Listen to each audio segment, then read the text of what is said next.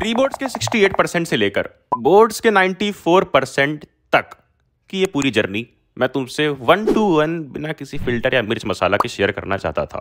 और इसीलिए इस वीडियो में ना कोई ब्रांड प्रमोशन है, ना कोई स्पॉन्सरशिप है, डायरेक्ट वीडियो है बिल्कुल तुम्हारे लिए। प्लीज़ ये वीडियो को ध्यान से सुनना, चाहे तुम 10th में एंटर कर रहे हो या तुम्हारी 10th टेस्ट खत्म होने वाली है, एग्जाम्स पास में हैं, क्योंकि ये सारी चीज़ें जो भी मैंने सीखी अपने क्लास 10th की जर्नी से, वो मैंने 10th के एंड आते आते ही सीखी थी, जिसने मेरे रिजल्ट को 68 से 94 तक में ईजिली कन्वर्ट कर दिया।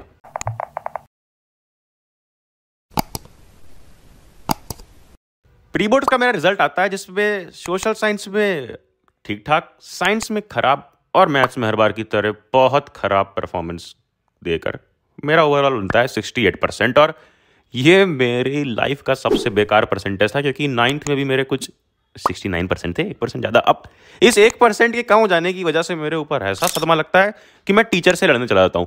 एक एक टीचर को जाकर बोलता हूँ कि मैंने तो सारे पॉइंट्स लिखे हैं, क्यों मेरे मार्क्स काटे गए? क्योंकि सोशल साइंस में मैंने जो 3 मार्क्स के लिए 3 पॉइंट्स पढ़े थे और 5 पॉइंट्स के लिए 5 मार्क्स पढ़े, या बोलो ऑनेस्टली रटे थे, वो मैंने वहाँ पे जाके लिख दिए और मुझे मार्क्स मिल गए थे। बट यही सेम चीज़ मैथ्स और साइंस में नहीं हुई थी।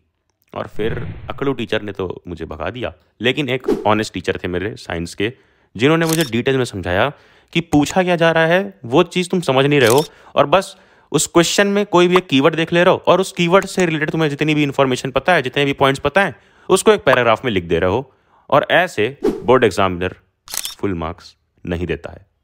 और फिर इस चीज़ पर सोच विचार और रिसर्च करने के लिए मैंने अपनी क्लास 10 की पूरी जर्नी को रिवाइंड कर दिया।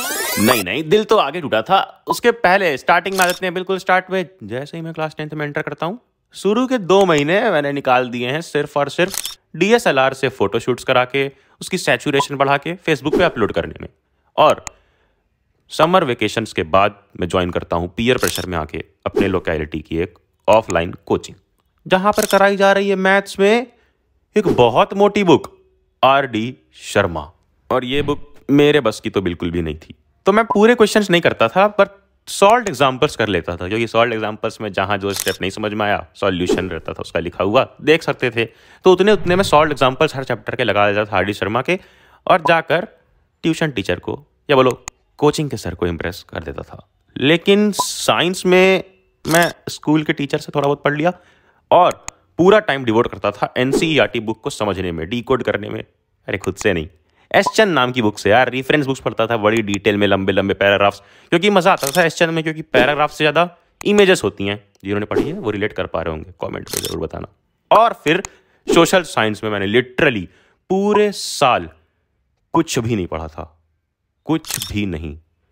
और प्री बोर्ड्स आते आते मैंने 1 शॉट वीडियोस देखे यूट्यूब के, और एक एग्जाम आइडिया नाम की बुक आती है, जिससे 3 मार्क्स के लिए 3 पॉइंट्स रट लिए और 5 मार्क्स के लिए 5 पॉइंट्स, जिससे मेरा ठीक ठाक मार्क्स जैसा बताया प्री बोर्ड्स में आ चुका था। लेकिन साइंस और मैथ्स में जब इतना कचड़ा परफॉर्मेंस हुआ, तो मैंने इन 2 सब्जेक्ट्स के बारे में काफ़ी कुछ सीखा। जैसे अगर बात करते हैं मैथ्स की, तो यार मैं देख रहा था कि जब भी मैं एक चैप्टर जो पढ़ाया जा रहा है वो चैप्टर के क्वेश्चन कर रहा हूँ, और नेक्स्ट अगर उसी सेम टाइप के कुछ क्वेश्चंस मुझे दिए जा रहे हैं तो मैं कर ले रहा हूँ। बट जैसे ही मैं आ जा रहा हूँ तीसरे चौथे चैप्टर पे या 5वें चैप्टर पे, और 2 चैप्टर पहले के, यानी कि अगर मैं 5वां चैप्टर सॉल्व कर रहा हूँ और मुझे सेकंड चैप्टर का कोई क्वेश्चन दिया जा रहा है, तो मैं क्वेश्चन देखकर बिल्कुल ब्लैंक हो जा रहा हूँ। मुझे कुछ भी आइडिया नहीं लगता था यार कि इसमें कौन सा फॉर्मूला लगेगा, कैसे इसका आंसर निकलेगा, यहाँ तक कि फर्स्ट स्टेप क्या है यही नहीं आता था दिमाग में। और तब मैंने सोशल में जो रटने वाला फॉर्मूला था उसको भी मैथ्स में लगाने की कोशिश करी, और हर बार की तरह फेल हुआ। मैथ्स में यार हम रट नहीं सकते हैं, to be very honest. But मैंने जुगाड़ लगा के अपने रटने वाले फॉर्मूले को मैथ्स में मॉडिफाई करके बना दी मैजिक बुक। ये उसी का एक पेज है यार। क्या करता था, एक नोटबुक ली, अब उसमें जितने भी चैप्टर्स हैं एनसीईआरटी के, जैसे ये चैप्टर है सरफेस एरिया एंड वॉल्यूम का, ये एक पहले फॉर्मूला नोट कर लिया एक शीट में, रफ राइटिंग में जल्दी से, तो मैंने सजा दिया था क्योंकि बड़े अच्छे से बना रहा था। तुम रफ नोट कर सकते हो, फॉर्मूले नोट कर लिए, और उसके बाद नेक्स्ट पेज पर जितने भी क्वेश्चन तुमसे फंस रहे हैं मैथ्स की NCERT बुक से, वो क्वेश्चंस नोट करो, उसका सॉल्यूशन नोट करो। अरे यार ये तो बड़ा बोरिंग काम है। इंटरेस्टिंग है ये पॉइंट कि क्या गलती तुम कर रहे थे, जैसे पेरीमीटर नहीं कैलकुलेट कर रहे थे या एरिया नहीं कैलकुलेट कर रहे थे, तो उस क्वेश्चन को सॉल्व करते वक्त तुमसे क्या गलती हो रही थी, या वो कौन सा कॉन्सेप्ट है जो अगर तुम्हें याद आ गया तो पूरा क्वेश्चन तुम कर ले जाओगे। क्योंकि वो एक ही चीज़ तो फंस रही होती है ना मैथ्स में, कि अगर पेरीमीटर सॉल्व कर लिया तो उसके आगे सारे स्टेप्स अपने आप निकल आएंगे। यानी कि बस वो चीज़ नोट कर लो जिससे तुम्हारा फर्स्ट स्टेप होगा। और फर्स्ट स्टेप हो गया, उसके नीचे कैलकुलेशन करनी होती है मैथ्स में, आंसर अपने आप आ जाता है अगर कैलकुलेशन सही करिए। अब कैसे करना था ये चीज़, अगर एग्जांपल लेते हैं पहले चैप्टर रियल नंबर्स का, तो उसमें जितने भी टॉपिक्स हैं जैसे equals, division lemma, fundamental theory of arithmetic और इर्रेशनल नंबर और रेशनल नंबर और डेसिमल एक्सपेंशन वाला, ये सारे टॉपिक्स को मैंने क्या किया, इसमें से जितने भी क्वेश्चन थे नोट कर लिए।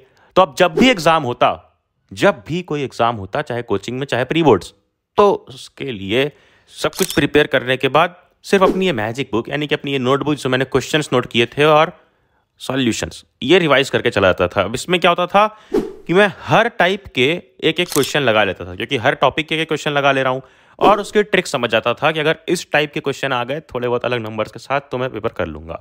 और इसकी हेल्प से ऑलमोस्ट मैं 70% टू 75% क्वेश्चन ईजिली कर ले रहा था। अब फंसे रहते सिर्फ वो 25% क्वेश्चन जो मैंने प्री बोर्ड्स के बाद बोर्ड एग्जाम आते आते सॉर्ट आउट किया अपने सीनियर से पूछ के। सीनियर से पूछा कि यार क्या है ऐसा बोर्ड एग्जाम में जो फंसता है, तो उन्होंने यही बोला कि प्रीवियस ईयर क्वेश्चंस लगा लोगे तो तुम जो 75% क्वेश्चंस तक कर पा रहे हो 95% तक करने लग जाओगे, और फिर भी ये 5% थोड़ा टॉपर वाले क्वेश्चन रहेंगे ही फंसाने वाले। तो अभी 95% की सोचो, बाद में वो जो 5% उसके बारे में सोचना। और यही सिमिलर चीज़ मैंने अप्लाई करी साइंस में। वहाँ पर कोई मैजिक बुक नहीं बनाई यार, वहाँ पर तो मैंने एक ही चीज़ को ध्यान में रखा, वो था एस चांद, जो मैं शुरू से पढ़ते आया उसको अभी तक पढ़ते आ रहा था। और प्री बोर्ड्स के बाद मेरा गंदा वाला ब्रेकअप हो जाता है, जिसके लिए थोड़ा बहुत रोना बचता है यार दोस्तों के साथ, और अपने दर्द को समेटते हुए समेट लेता हूँ बाजार से जाकर कुछ प्रीवियस ईयर पेपर्स की बुक। हाँ, प्रीवियस ईयर क्वेश्चंस नहीं, साइंस में मैंने उठाए प्रीवियस ईयर पेपर्स, यानी कि जो पेपर्स एग्जैक्टली आ चुके हैं पहले। अब वो पेपर्स उठा के मैंने जैसे ही सिलेबस कंप्लीट हुआ लास्ट के 1 महीने में रगड़ के सारे पेपर्स लगा डाले यार। और उससे इतना तगड़ा कॉन्फिडेंस मिलता है, क्योंकि ये बात बिल्कुल तब मुझे जाकर समझ में आई कि हाँ, प्रीवियस ईयर पेपर सॉल्व करते वक्त समझ में आई कि हाँ 2015 में जो क्वेश्चन आया है वही 17 में भी आया है, 2014 में जो आया है वही 16 में भी आया है। यानी प्रीवियस ईयर क्वेश्चंस रिपीट हो रहे थे, जो बहुत हेल्पफुल चीज़ थी मेरे लिए, क्योंकि मुझे लगने लग गया कि हाँ जब ऐसे रिपीट हुए इस पैटर्न में तो इस साल भी 1-2 क्वेश्चन रिपीट हो सकते हैं। और क्या ऐसा बोर्ड एग्जाम में हुआ, ये सुनने से पहले जान लो कि सोशल साइंस की कहानी कहाँ तक चल रही थी यार, क्योंकि सोशल साइंस तो मैंने साल भर नहीं पढ़ा था, और प्री बोर्ड्स के भी टाइम पे सिर्फ 1 शॉट देखकर चला गया, और एग्जाम आइडिया के 3 मार्क्स 5 मार्क्स क्वेश्चन सेट करके, और मार्क्स भी ठीक ठाक आ गए। अब जहाँ मार्क्स कटे थे सोशल साइंस में वो थी थोड़ी सी डिटेल्स वाली चीज़ें, जिसको मुझे बुक रीड करके ही टैकल करना था। लेकिन मैंने ये चीज़ को सोचा कि यार ओवरऑल परसेंटेज में अच्छा करना है, जो गलती तुम्हें भी नहीं करनी चाहिए अगर क्लास 10th में एंटर कर रहे हो, कि एक ही सब्जेक्ट अगर अच्छा चला जाए या खराब चला जाए तो उसी सब्जेक्ट को पकड़ के नहीं बैठना है। ओवरऑल सब होते हैं 80-80, या ओवरऑल देखें तो 100 मार्क्स के सब्जेक्ट, और सब इक्वली कंट्रीब्यूट करते हैं तुम्हारे रिजल्ट में। तो मैंने साइंस और मैथ्स पे ज़्यादा ध्यान देना शुरू किया, और लकीली सोशल साइंस में उस टाइम पे काफ़ी अच्छा गैप मिल गया था हमें, उस सेशन में काफ़ी अच्छा एग्जाम डे मिल गए थे गैप में। अब वो एग्जाम डेज के गैप में पूरी सोशल साइंस की बुक उठाई और ओवरव्यू, क्योंकि मैंने पहले से 1 शॉट और क्वेश्चन आंसर पढ़ रखे थे। बस सब पहली बार अपनी बिल्कुल साफ सी नई नवेली बुक को मैंने हाइलाइटर्स, पेन्स और मार्कर से रंगीन बनाकर एक एक पॉइंट को पढ़ लिया, और ओवरव्यू ले लिया कि हाँ कहाँ से क्या बन सकता है, कहाँ से 1 वर्ड वाले क्वेश्चन बन सकते हैं, कहाँ से ऑथर का नाम पूछ सकता है, कहाँ से ईयर्स पूछ सकता है, हर एक चीज़। और अब सुनो एंड के 1 महीने की कहानी, जो हर बोर्ड एग्जाम स्टूडेंट के लिए बहुत बहुत बहुत क्रूशियल होता है।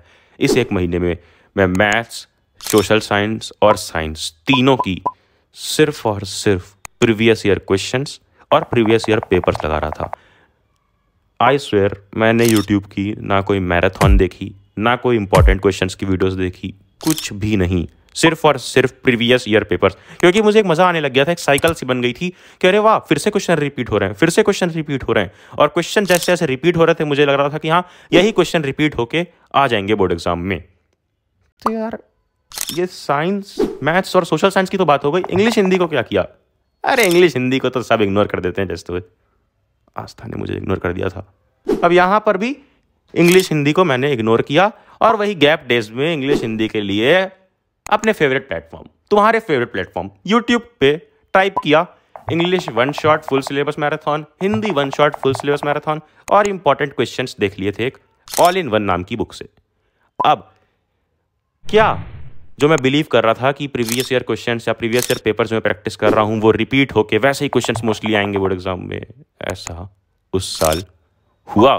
तो हाँ, ऑलमोस्ट 90 to 95% क्वेश्चन यार हर सब्जेक्ट में प्रीवियस ईयर क्वेश्चन सही थे, डायरेक्टली वही नहीं थे, थोड़ी सी वर्डिंग्स चेंज थी। जैसे मैंने तुम्हें बताया था सोशल साइंस में एग्जांपल कि agriculture and manufacturing go hand in hand, या फिर एग्रीकल्चर एंड मैन्युफैक्चरिंग कैसे को रिलेटेड है। इसको कई सारी अलग अलग लाइन्स में अलग अलग वर्ड्स में इस क्वेश्चन को पूछा जा सकता है, लेकिन इसमें पॉइंट्स वही 5 पॉइंट्स सेम चिपकाने होते हैं। और साइंस में भी ऑलमोस्ट ऐसा है, अगर तुमने अच्छे से पढ़ रखी है, जो मैंने एसचंद की हेल्प से अच्छे से कॉन्सेप्ट्स पढ़ रखे थे। और मैथ्स में तो यार लेजिट वही क्वेश्चन आते हैं, बस नंबर्स का चेंज होता है, क्वेश्चंस की टाइपोलॉजी वही रहती है। और क्या ये बात जितनी उस टाइम पे सच थी अब आने वाले सेशंस के लिए भी सच है?